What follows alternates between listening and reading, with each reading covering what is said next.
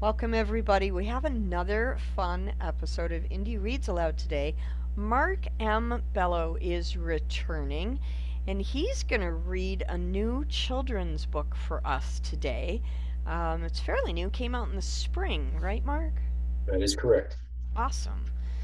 Mark Bello is an attorney and award winning author of realistic fiction and political legal thrillers.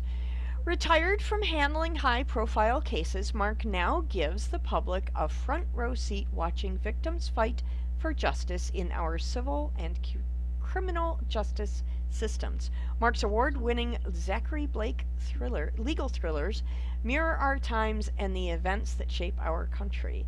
In addition to being an author and veteran attorney, Mark is a member of numerous trial lawyer associations and a feature writer for the Legal Examiner and other popular blog sites. He has written articles for numerous publications and made guest appearances on radio and talk shows and multiple podcasts. In his spare time, Mark enjoys traveling and spending time with his family. He and his wife, Tobye, have now 4 children. And how many grandchildren, Mark? 9. 9 grandchildren.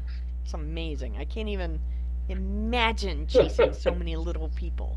Neither can I until it happened. So today, Mark is doing something that's a little new for him.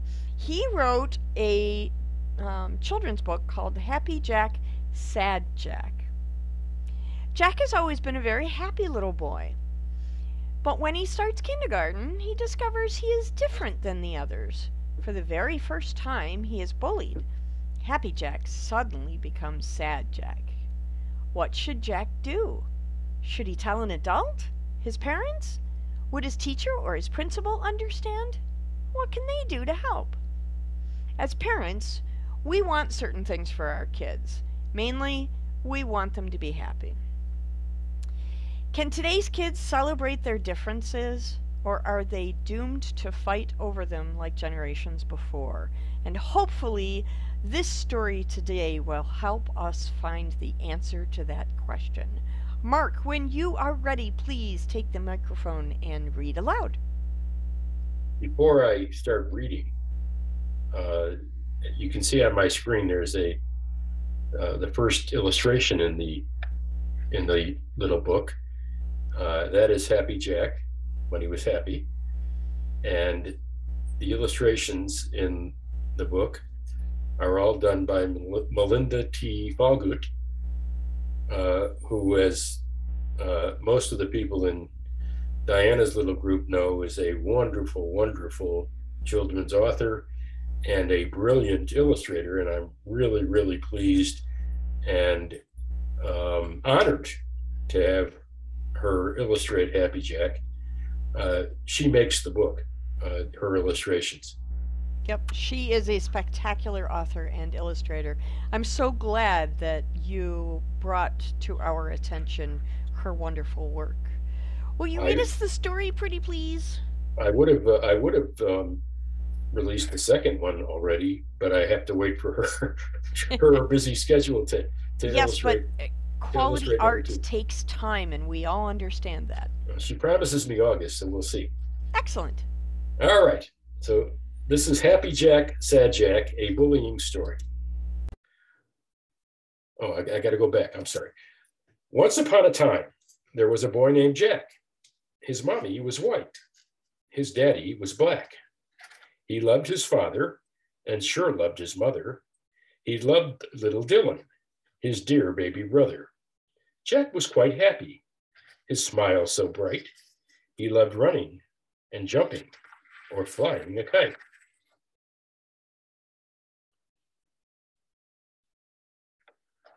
It was September, time for Jack to start school. He turned 5 in June, and that was the rule. Time to start kindergarten, he called with a smile. Mommy was sad. He'd be gone for a while. When the bus came to pick Happy Jack up, he smiled, kissed his family, and Banjo, their pup. The bus drove to school, picked up more girls and boys. They all laughed and screamed. There was way too much noise. They pulled up to the school. Kids got off the bus. The teachers all gathered, making a fuss.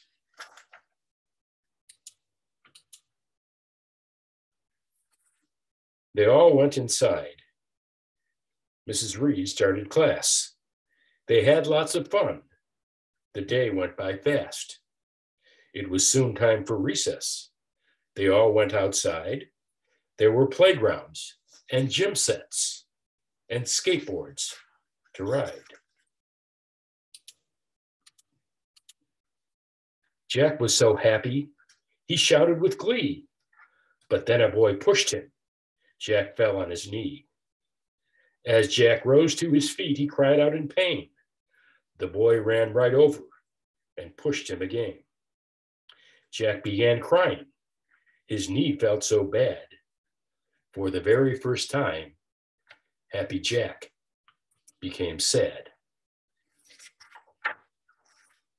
Jack returned to class with a very sad face. He went to the back and stared into space. Mrs. Reed noticed Jack. It didn't take long.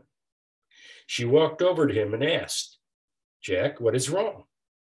"I hurt my knee during recess." Jack frowned and he cried. He was taught not to tattle. That's why he lied. As more days went by, the mean boy teased Jack. Jack grew sadder and sadder. He refused to go back. Mommy and Daddy became quite concerned. If Jack stayed at home, how would he learn? They talked and talked to decide what to do. They made an appointment with Principal Lou.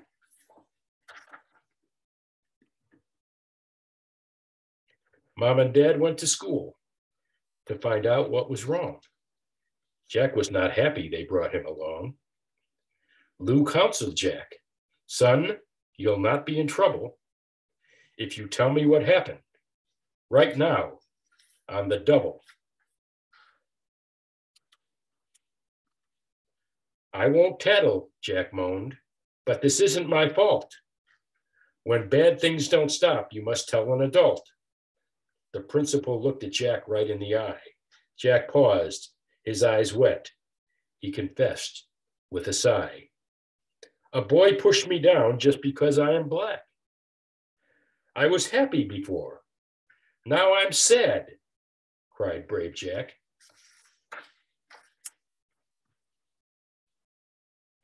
"I'll talk to this boy," pledged Principal Lou.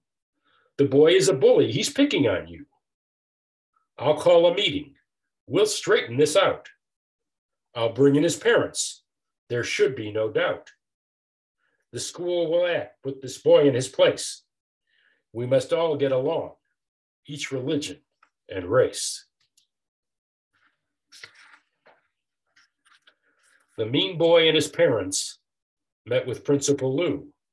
Jack and his parents were in the room too. "Your behavior was awful," Lou scolded the lad. "What you did to small Jack makes us all very sad." "What did he do?" the boy's dad demanded. "Tell him," Lou urged. "We have caught you red-handed." "I did what you taught, Dad. I pushed little Jack. He shouldn't be here. We're white and he's black." "I'm ashamed," the dad answered. "I apologize. It's not taught at home. My boy's telling lies. Tell Jack you're sorry. These actions have ended. He'll have to go home. As of now, he's suspended." "I don't say I'm sorry to someone like Jack." "Then I'm sorry, son. You may never come back." When the meeting was over, they left in a huff. Jack's parents were grateful that Lou hung so tough. Principal Lou gathered all at the school to tell every student the new golden rule. To bully is wrong. That behavior has ended. There are all kinds of families, black, white, and blended.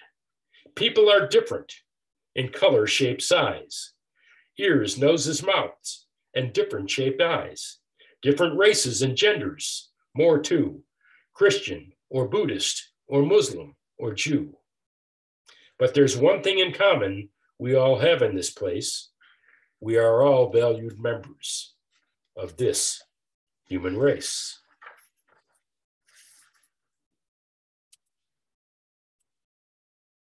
So everyone, that's what happened back then. I'm glad to report Jack is happy again. I must tell you though, and please don't forget, happiness for everyone has not happened yet. There are lessons to learn from Jack's story and rhyme, and happily ever after may still happen sometime.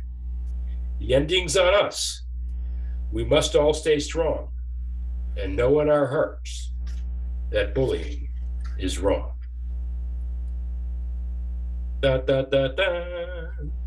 Thank you very, very much. What a great story. What was your favorite part about writing this book, Mark? Oh, I don't know. I just, my feeling is, and I've shared this with a few people, but my feeling is that messages about social justice and safety are getting to children too late in life. Mm-hmm. And this is a book where a child is bullied as early as kindergarten. I don't know how realistic that is. I don't have any statistics that suggest that a child might be bullied in kindergarten, and it might be a tough issue for a kindergarten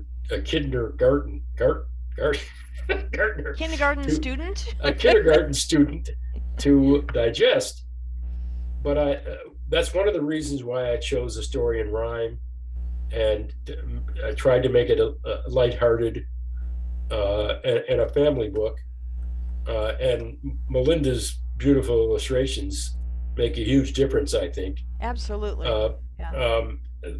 We were talking off the air about the second book, and the second book is about distracted driving and doing two things at once when you should only be concentrating on one. And